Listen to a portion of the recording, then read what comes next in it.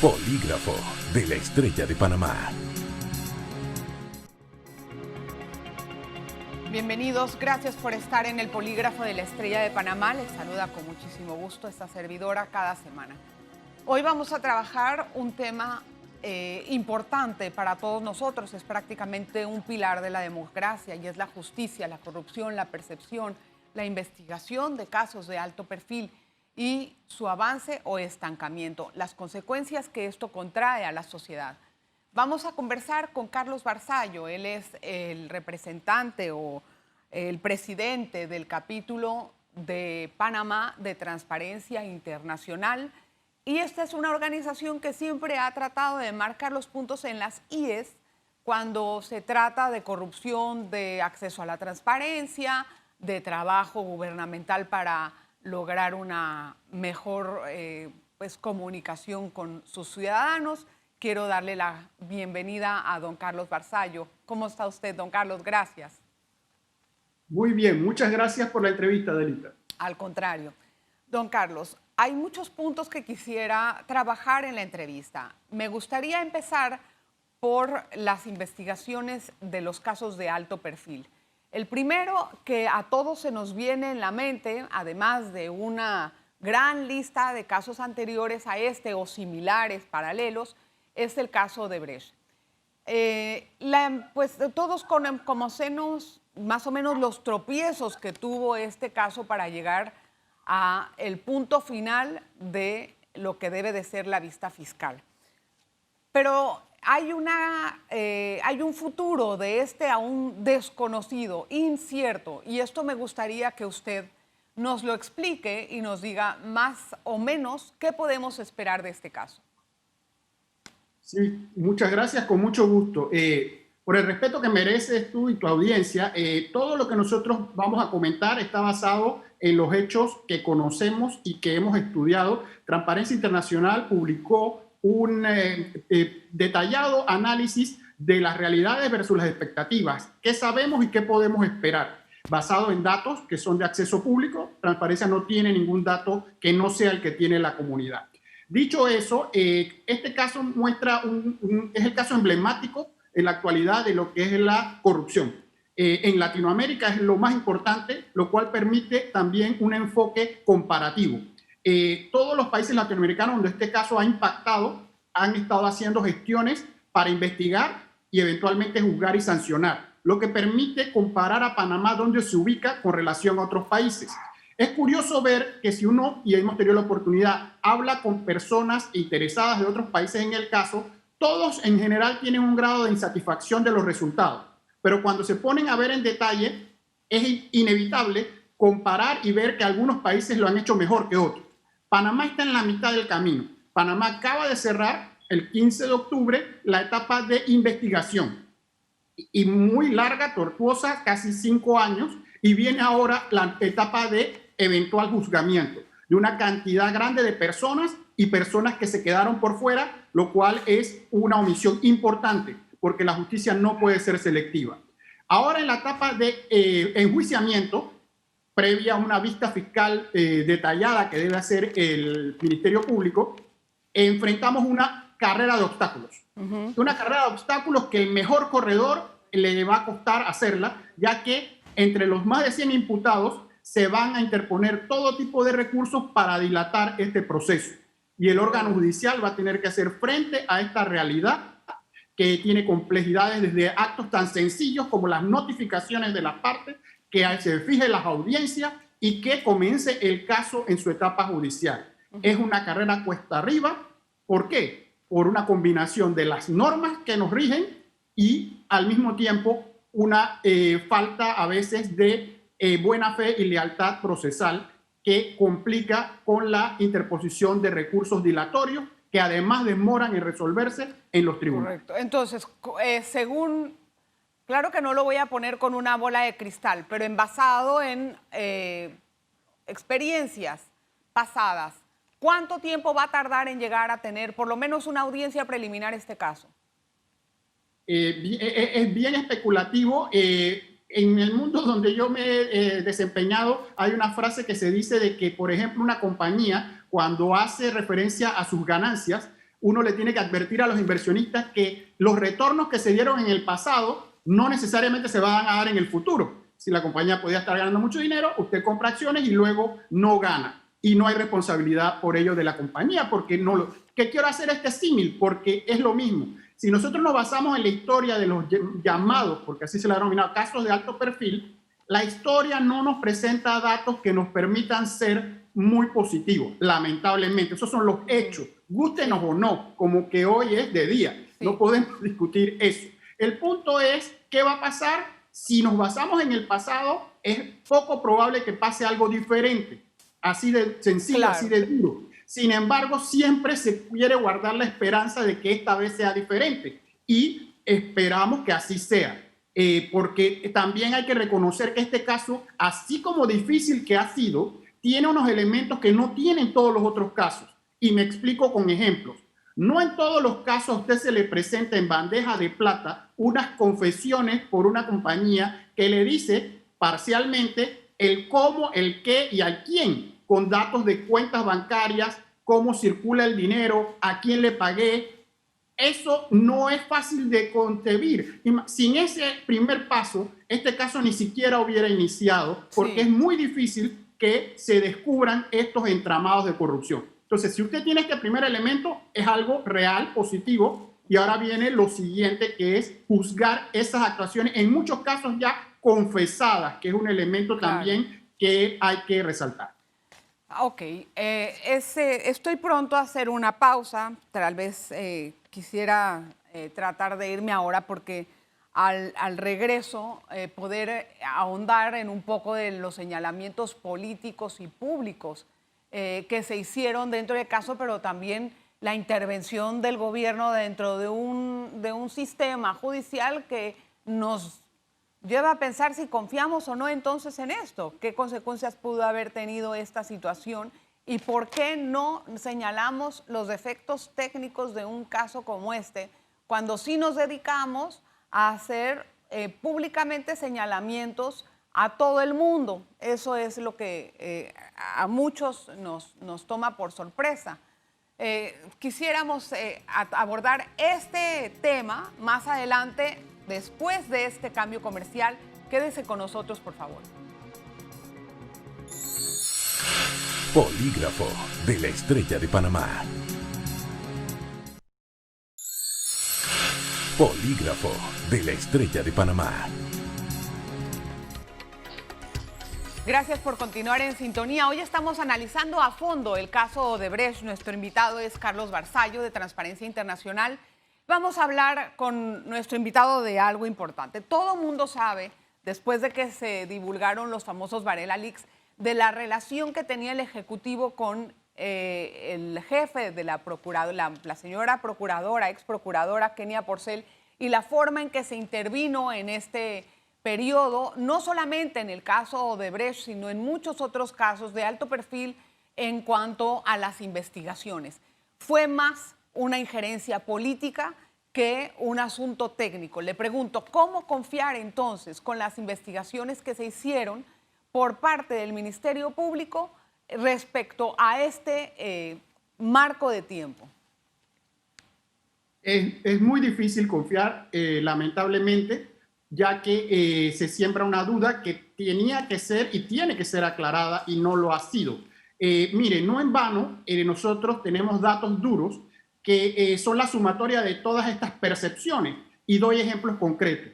Panamá, en el índice de competitividad del 2019, que hace el Foro Económico Mundial, en un total de 141 países o jurisdicciones, marca de 129. Eso significa que solo hay 12 que están peor que Panamá en el concepto de independencia judicial. Eso lo dice todo y explico qué es eso, porque se puede entender como algo que no tiene sustancia. La independencia judicial significa que uno de los tres poderes del Estado es suficientemente independiente precisamente para controlar, investigar y eventualmente juzgar a los otros poderes. Y de esa manera se da el balance que es necesario. Si falta la independencia judicial, hay razones para dudar que se pueda ejercer. ¿Y qué vemos en Panamá? Que se tiene que esperar a cambios de gobierno para que entonces se investigue y juzgue a los que salieron del gobierno. En los estados de derecho, las investigaciones tienen que ser simultáneas. Es decir, los que están actuando y tienen el poder político deben y pueden ser objeto de investigaciones en el momento en que son poder. No tienen que haber dejado el poder para entonces ser investigados, porque siempre vamos a estar en una recriminación de la parte política que contamina y daña la parte judicial, que es indispensable en el Estado de Derecho. Son principios demasiado básicos. Ahora, ¿cuáles son las consecuencias políticas de que se caiga el caso de Brecht? Bueno, consecuencias políticas, yo no me atrevería a ir en esa línea. Yo les puedo decir las consecuencias que pueden impactar económicas y de institucionalidad. Bueno. Y nuevamente, palabras que suenan rebuscadas, pero que tienen un trasfondo práctico. Claro. Las calificaciones de riesgo ya nos están mirando que si bien se mantiene el grado de inversión, que es lo que hay que resaltar, le dan una perspectiva, que eso se califica con un adjetivo. Y ya una calificadora ha dicho que la perspectiva es negativa, por muchos factores, entre los cuales se puede incluir la incertidumbre de la justicia. Ese es un factor. Y en el aspecto de competitividad, es importante porque todos los países del mundo en esta época, y siempre lo han estado y en pandemia igual, están compitiendo por atraer la inversión seria y sostenible. Y esa inversión seria, sostenible, duradera, no va donde hay problemas con la justicia. Así de sencillo. Y ahora, ¿quién tiene la culpa de la justicia no funcione en este país?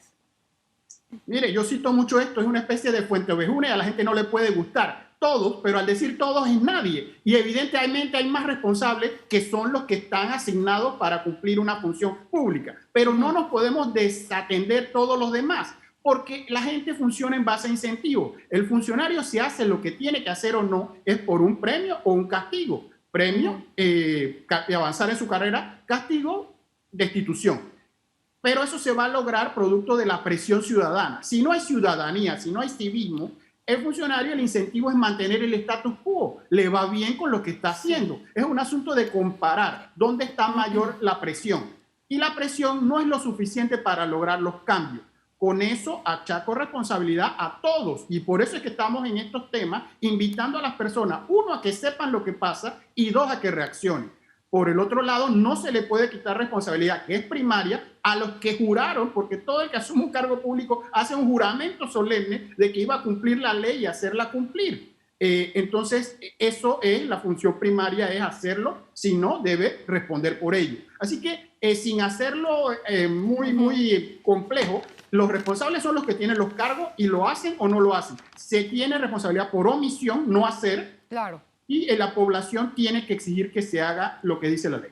¿Qué ha cambiado en la Corte Suprema con la designación y nombramiento, obviamente, de los nuevos magistrados en este órgano judicial? Tanto se habla de la escogencia, tanto se habla de la independencia, de que sea una persona de carrera, que no tenga otras ataduras, etcétera. Y cuando se nombran, en este gobierno, se nombraron 3 que han sido supuestamente elegidos después de todos los análisis psicométricos y de todo tipo. ¿Qué ha cambiado en la Corte? Bien, es que hay un problema de realidades y expectativas. Siendo un órgano colegiado, es difícil que 1 o 2 golondrinas hagan verano. Eso necesita por lo menos un gran consenso, o hablemos de una mayoría, de 5, 4, y lo ideal que sean los 9. Así que hay un problema de manejo de un colegiado. En el segundo tema también es que hay varios sistemas judiciales ahora mismo en paralelo, unos que vienen de un sistema anticuado y un nuevo sistema que trata de surgir, donde está funcionando más rápido. Pero nosotros estamos todavía viendo los resabios del anterior. Justo con eso también tenemos normas procesales mal diseñadas, y yo diría, es una opinión, intencionalmente mal diseñadas para que el asunto se complique en la forma y no en el fondo. Y hay voces críticas de esto que lo están llamando la atención porque eso es perverso. Y también tenemos otro elemento de que hay resultados, pero hemos dividido el tema en casos de alto perfil y todo lo demás. Para una persona que busca justicia, su caso es el más importante. Una persona que requiere que le den justicia no tiene nada que ver con Odebrecht ni nada. Y ella verá la justicia como le haya ido. Si gana, estará feliz. Si pierde, estará muy molesta. Lo que tendrá que ver es si el proceso fue justo, si las reglas fueron correctas. Entonces, los medios, que hacen una labor importante de resaltar lo llamativo, lo importante, también al mismo tiempo dejan por fuera, porque no pueden reportar todos los casos, la cantidad de temas. Por ejemplo, le doy un tema, secuestros en Panamá hay más de 7.000 al año. A 7.000 personas o empresas les secuestran sus bienes. Nosotros en los últimos meses hablamos de un secuestro en particular, Sí, porque es de interés. Entonces, se distorsiona el volumen. La Corte tiene estadísticas que llaman la atención, porque en un mundo paralelo las estadísticas muestran unos resultados diferentes a lo que percibimos. Sí, don Carlos, pero también tenemos en cuenta el tiempo de los fallos, el tiempo que se quedan los expedientes dentro de los despachos de los magistrados. Una justicia tardía de esta forma es ridícula entenderla como una justicia en toda su extensión de la palabra. O sea, mire, le hablo con autoridad porque junto con otros 5 colegas, todos por separado, somos los ejemplos de lo que es justicia tardía. Una acción de inconstitucionalidad demoró más de 16 años en ser resuelta.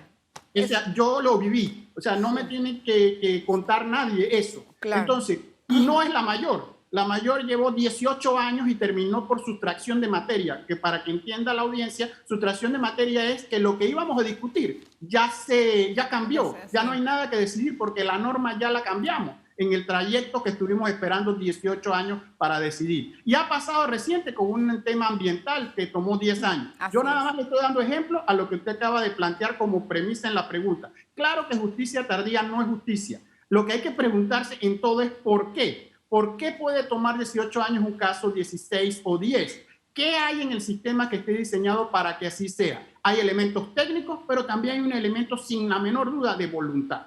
Claro, toda la vida. Eso es lo más importante. Al regreso del siguiente bloque vamos a tratar de explorar un poquito más la transparencia gubernamental. También vamos a conocer cómo evalúa Transparencia Internacional todo este asunto de la corrupción o qué tanto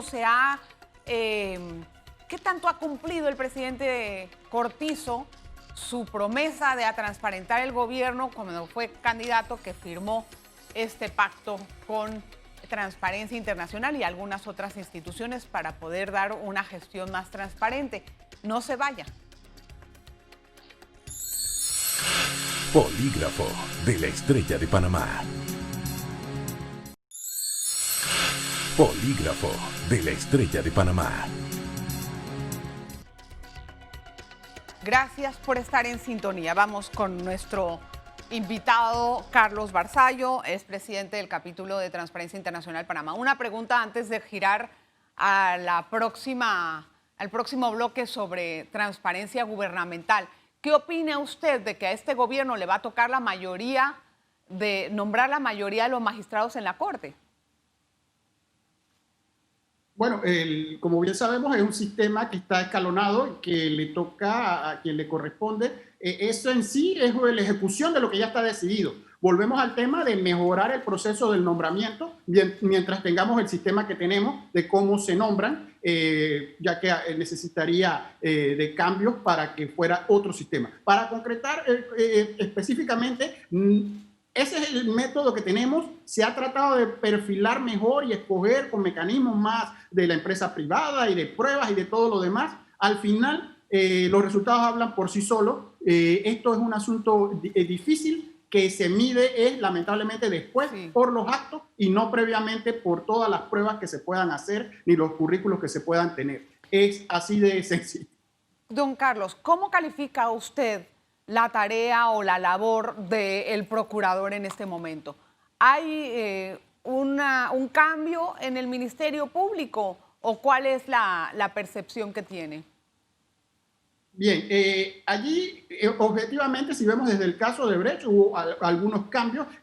Al procurador le ha tocado más de la mitad, terminar un caso ya iniciado. Es una situación difícil que la verdad que no se puede negar que es comprometedora, tenía dos opciones, continuar con lo que tenía o cambiar, hizo cambios intermedios. Sin embargo, el tema en el caso de Brecht o todos estos casos de alto perfil estaba desde el inicio y no lo estamos diciendo de ahora, después que vimos el juego, que es muy fácil criticar y comentar después, claro, sino que ahí en el récord está que hemos dicho desde el principio que esto había que hacerlo de manera especial y diferente, porque hemos insistido, nosotros romantizamos, idealizamos las investigaciones, porque creo que vemos muchas películas donde uno cree que un fiscal, como en Estados Unidos, se dedica un solo caso y lo lleva a buen fin, sea cual sea, y luego el juez decide, porque el fiscal no es el que decide, es el juez. Pero ese fiscal tiene un caso y un equipo y dedica recursos humanos y millonarios en eso. En Panamá no los defiendo, pero el público tiene que saber que un fiscal, así como lleva casos complejos, tiene cientos de expedientes más esperándole.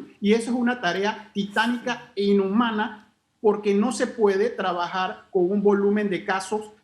Puede ser sencillo unos, complejos los otros, pero no hay dedicación exclusiva y nada queda bien si usted no puede dedicar. Y yo pienso que la sociedad panameña hubiese querido que los casos importantes lo llevara a una fiscalía especial de dedicación exclusiva a buen fin, porque son un caso símbolo. Es que ¿por qué no lo hicimos? O sea, tal vez uno puede sospechar, ¿será adrede que no se hizo eso así? Es decir, hicieron fiscalías especiales anticorrupción, pero le llenaron de casos, hicieron cantidad de tomos que después ni ellos mismos pueden sustentar en la corte. Es decir, ¿esto qué es lo que estamos viendo? El sistema no está preparado ni siquiera para este tipo de investigaciones y no lo hemos cambiado. Es especular sobre las razones, pero uno sí puede darse cuenta de que dotando de pocos recursos y poco personal no puede lograr buenos objetivos. Eso es matemático y sencillo. Y el problema de los recursos es grave porque, y ahora se hace todavía más evidente en la pandemia, se destinan a... siempre habrá una opinión sobre dónde deben ir los escasos recursos. Esas son políticas públicas y puede que haya diferencias honestas de opinión, que algunos creen que debe dedicarse a A y otros a B. Sin embargo, puede haber un consenso de que la justicia necesita recursos y al mismo tiempo que los necesita rendir cuenta de que los usa bien, porque no es recursos por recursos. Y en eso... el recurso no se trata solo de dinero, sino de dedicación de personal de alto calibre que pueda llevar estas complejas investigaciones a buen fin. A ver, ¿qué opina usted del hecho de que va a haber una inversión del FBI de 5 millones para poder entrenar a los fiscales en temas de blanqueo de capitales especialmente? Ese es un tema en el que no hay ni una persona presa en casos de alto perfil. Claro que sí se les ven por la calle con dinero y que no lo sabe justificar, ahí no lleva ninguna investigación detrás, ¿verdad? Está en una situación particular, pero en este sentido, ese es el talón de Aquiles que dicen las calificadoras de riesgo, de Gafi, etcétera, que no estamos dando la talla. Bueno, como principio, cualquier tema de capacitación es bueno y necesario porque siempre hay que aprender, las técnicas cambian y hay que aprender incluso las básicas. Así que en ese sentido es difícil estar en contra. Sin embargo, la salvedad es importante. Creer que todo lo que no pasa es por falta de conocimiento es insuficiente. A veces se sabe, pero no se hace lo que se tiene que hacer, porque volvemos al tema de voluntad. Y aquí cito una frase de un escritor famoso que es Upton Sinclair, que dijo: es difícil hacer que una persona haga algo cuando hacerlo depende de sus ingresos y de su dinero, porque es un asunto de intereses. Entonces, es darse contra la pared pensar que simplemente capacitando, que es necesario, que simplemente teniendo buenas leyes, que es necesario, vamos a lograr el objetivo. Falta el elemento de ejecución. Y ahí hay que preguntarse por qué no hay ejecución, por qué falta lo que falta. Entonces, es una combinación de factores. Use un ejemplo de una carrera de obstáculos. Es decir, quitamos el primer obstáculo, ley mal hecha, que la hacen los propios interesados, que no se le aplique. Quitamos el segundo obstáculo, que los investigadores aprendan las técnicas de investigación. Y nos queda todavía el tercero, que es que al final se juzgue. Claro, que haya una certeza del castigo. ¿Cómo usted evalúa la gestión gubernamental del gobierno en términos de corrupción? Es decir, ustedes tienen algunos parámetros. Me pregunto, ¿qué tanto de lo que se firmó en campaña realmente se está ejerciendo en este momento para transparentar la gestión pública? Bueno, a los datos duros me remito. Nosotros tenemos un antes de pandemia y un después de pandemia, ¿no? Antes de pandemia, cuando esto era el tiempo de elecciones, hubo el famoso reto por la transparencia, que todos los candidatos se comprometieron a seguir unos lineamientos o recomendaciones en la lucha contra la corrupción. El presidente ganador fue uno de ellos. De eso, cuando uno evalúa el menú de lo que se pedía, de ahí se ha presentado una sola norma, que es la Ley de Contrataciones Públicas, que es un buen ejemplo de lo que acabo de decir, de que la ley por sí sola no es suficiente porque tiene elementos que no son buenos para el tema de la lucha contra la corrupción. Concretamente, el permitir contratar con empresas corruptas, que es un debate que llevamos hace mucho tiempo y se soluciona de manera insatisfactoria. Entonces, el ejemplo es que del resto del menú no se ha cumplido y llegó la pandemia y lo empeoró todo, porque vino el sentimiento, que es universal, porque los problemas no solo son de aquí, hay que ser justos, de que en pandemia todo era rápido, apurado, urgente, porque había que resolver. Y eso siempre es un caldo de cultivo para corrupción. Entonces, allí al revés, hay que tener más transparencia y hay que rendir más cuentas, porque si en tiempos normales hay problemas bien documentados, en pandemia es peor. ¿Puede usted se atreve a hacer una calificación, digo, una 5 más o menos, 5 el mejor? ¿Cómo vamos en materia de corrupción?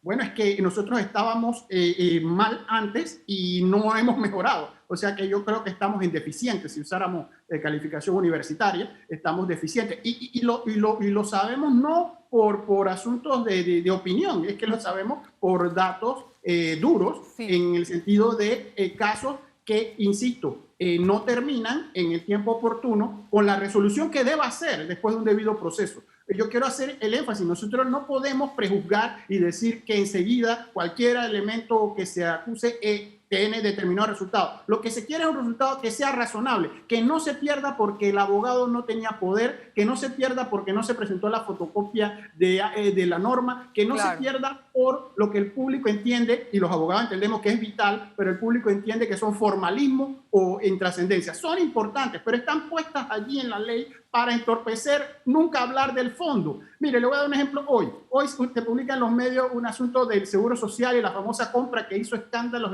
entre marzo y abril. Y hay un asunto judicial que se lo voy a resumir en una línea. Se ha revocado una decisión de la Dirección de Contrataciones Públicas que había negado a un abogado interponer un recurso porque aparentemente no tenía autorización.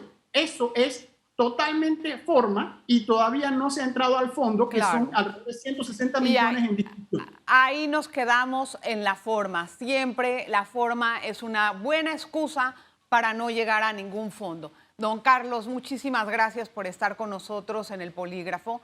Es un honor tenerlo y estoy muy agradecida que nos haya dado la oportunidad, que nos haya ilustrado con algunos parámetros en materia de justicia y corrupción.